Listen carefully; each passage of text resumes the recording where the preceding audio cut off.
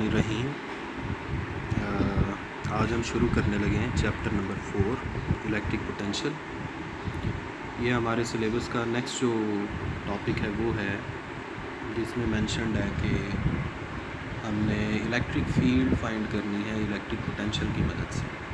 तो सबसे पहले हमें ये पता होना चाहिए कि इलेक्ट्रिक पोटेंशियल क्या है। जैसा कि आप यहाँ देख रहे हैं, ये आपका यहाँ पे चैप्टर नंबर 4 है और यहाँ क्वेश्चन नंबर 3 है, व्हाट इज़ इलेक्ट्रिक पोटेंशियल। तो ये आप एफएससी में पार्ट 2 में पढ़ चुके हैं। सबसे पहले हम डिस्कस करेंगे इलेक्ट्रिक पोटेंशियल एनर्जी और वर्क के दरमियान जो रिलेशन है। ये डायग्राम देखें जिसमें एक पॉजिटिव प्लेट है और एक नेगेटिव प्लेट है। जारी बात है इलेक्ट्रिक फील्ड की डायरेक्शन होगी फ्रॉम पॉजिटिव टू नेगेटिव। जो टेस्ट चार्ज है Q0, इसको हम मूव कर रहे हैं अगेंस्ट द इलेक्ट्रिक फील्ड। अगर हम इसको against the electric field move करेंगे तो हमें वर्क करना पड़ेगा और ये वर्क इसके अंदर पोटेंशियल एनर्जी की फॉर्म में स्टोर होता जाएगा। तो जैसे जैसे हम मूव करते जाएंगे पोटेंशियल एनर्जी में तब्दीली आती जाएगी। Change in potential energy is equal to negative of work done. ये है पोटेंशियल एनर्जी और वर्क के दरमियान रिलेशन। अब पोटेंशियल डिफरेंस क्या है? पोटेंशियल डिफरेंस क्या है जी? Negative of work done by electric force to move unit test charge with constant velocity from one point to the other against the electric field। ये है आपके पास पोटेंशियल डिफरेंस की definition.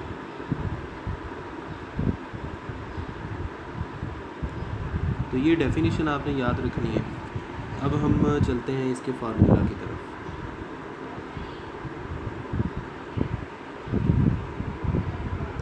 जैसा कि डेफिनेशन में मेंशन था, change in potential energy is equal to negative of work per unit test charge. तो ये हमने फार्मूला लिख दिया।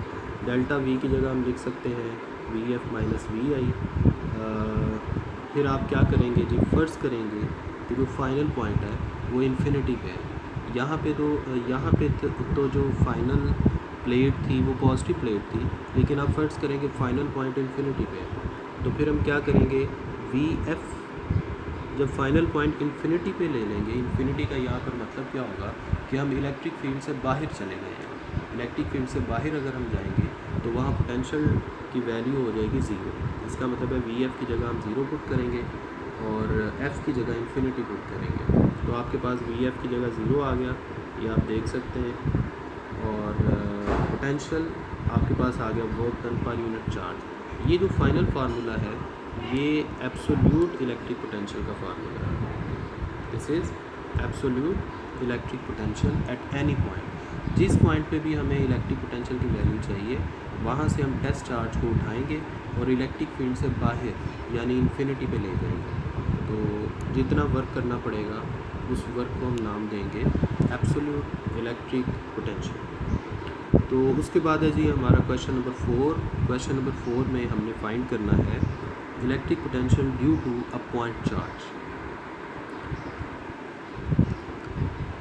अच्छा, अब इसमें सिचुएशन क्या है कि हमारे पास है एक पॉइंट चार्ज प्लस Q।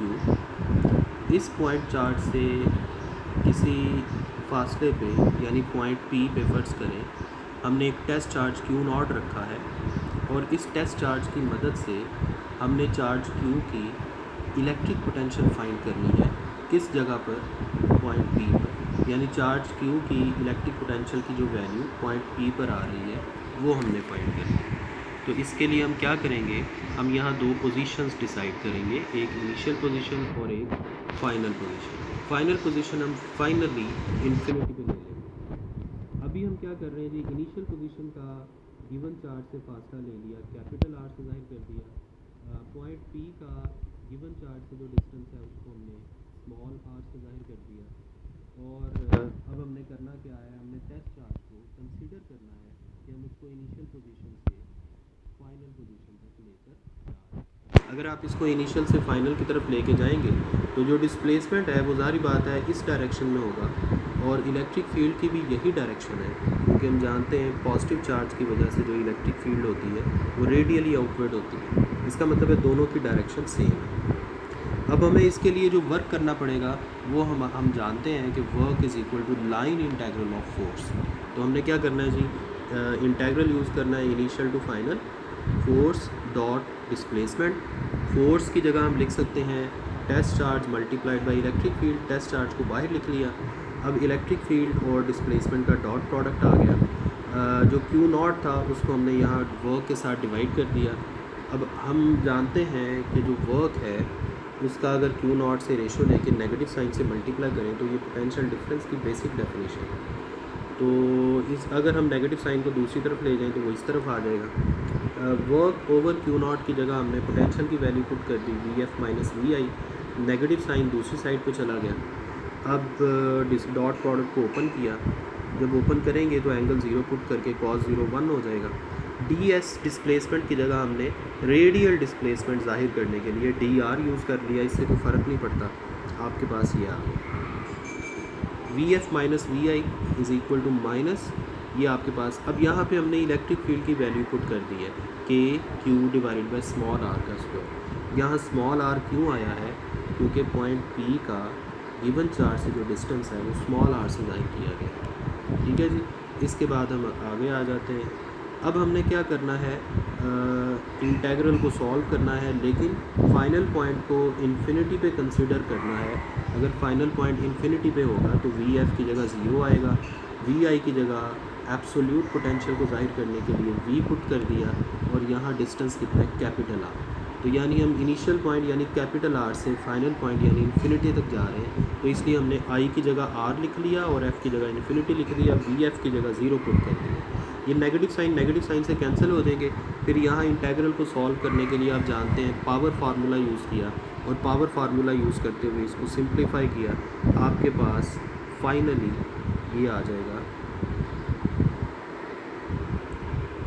के Q divided by capital R. अब ये कैपिटल आर किसका फासला है? इनिशियल पॉइंट का फासला है। अगर हम किसी भी गिवन पॉइंट पर फाइंड करना चाहते हैं जिसका डिस्टेंस स्मॉल आर है तो फिर यहाँ ज़ाहिर बात है फार्मूला में स्मॉल आर आ जाएगा। और इसी तरह अगर किसी नेगेटिव चार्ज की वजह से इलेक्ट्रिक पोटेंशियल आप फाइंड करना चाह रहे हैं तो फिर फार्मूला में नेगेटिव साइन आ जाएगा सिंपली। यूनिट इसका क्या है ये आप एफ में पढ़ चुके हैं।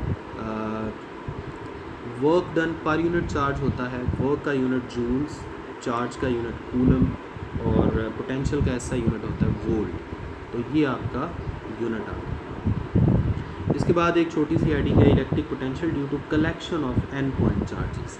तो ज़ाहिर बात है जब बहुत सारे पॉइंट चार्जेस होंगे तो उन सब की पोटेंशियल आप अलग अलग फाइंड करेंगे और सबको ऐड कर देंगे। उसके लिए आप ये वाली नोटेशन यूज़ करेंगे। बेसिक फार्मूला वही है के क्यू ओवर आर, बस हमने सिग्मा के फॉर्म में लिख दिया है। और जो इंडेक्स हम यूज़ कर रहे हैं वो आई है और आई की वैल्यू कहाँ से लेकर कहाँ तक जा रही है, 1 से लेकर n तक।